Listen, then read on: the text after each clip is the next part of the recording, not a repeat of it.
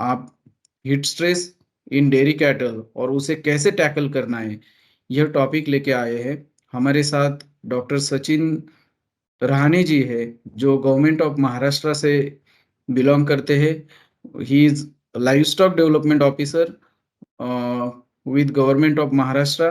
He is a well known YouTuber जिनको महाराष्ट्र में काफ़ी फॉलो किया जाता है डेयरी और डेयरी फार्मिंग के बारे में। मोर देन 60,000 फॉलोअर्स है उनके और काफ़ी पॉपुलर यूट्यूबर रहे हैं महाराष्ट्र के, जिन्होंने 2-3 बुक्स भी लिखी है फार्मर्स के लिए। सो मैं उनसे दरख्वास्त करूँगा कि हीट स्ट्रेस के बारे में हमारे किसान भाइयों को और जो भी ऑडियंस है, उन सबको थोड़ा विस्तार से बताइए। नमस्कार सर। अभी समर जब से शुरू हुआ है, हर बार हम महाराष्ट्र में देखते हैं कि मई महीना में जब शुरू होता है तब हमें हीट स्ट्रेस यानी जो जानवरों में लू लगना है, उनको उष्माघात होना है, ये मई महीने में ज़्यादा देखने को मिलता था। लेकिन इस बार अप्रैल की शुरुआत से ही हमें ये सब कुछ देखने को मिल रहा है।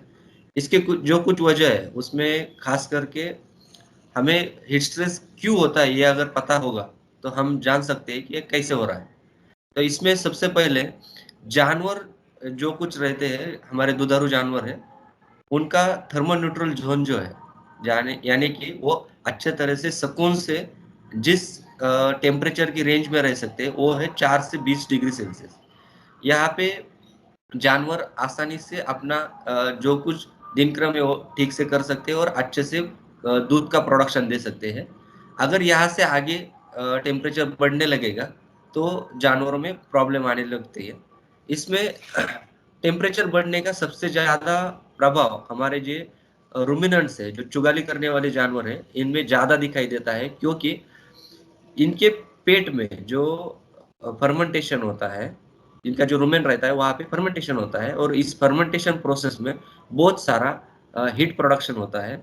वहाँ पे जो हीट जनरेट होती है इस फर्मेंटेशन प्रोसेस में। इसलिए अगर हम पकड़ के चले, अगर 400-500 किलो का एनिमल है तो उसके पेट में कम से कम 80 से 150 लीटर कैपेसिटी का रुमेन रहता है और इसमें अगर कंटिन्यूअसली फर्मेंटेशन शुरू है तो वहाँ पे बहुत सारा हीट प्रोडक्शन होता है। और उसी के साथ जानवरों की जो स्किन है वो पतली नहीं होती, वो जाड़ी होती है।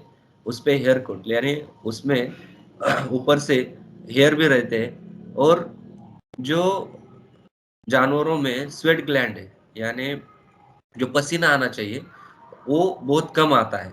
इसलिए जानवर, उनके शरीर का तापमान इंसान जितना या जो बाकी जानवर है उतना इजीली, इतने ठीक से उसको कंट्रोल नहीं कर पाते।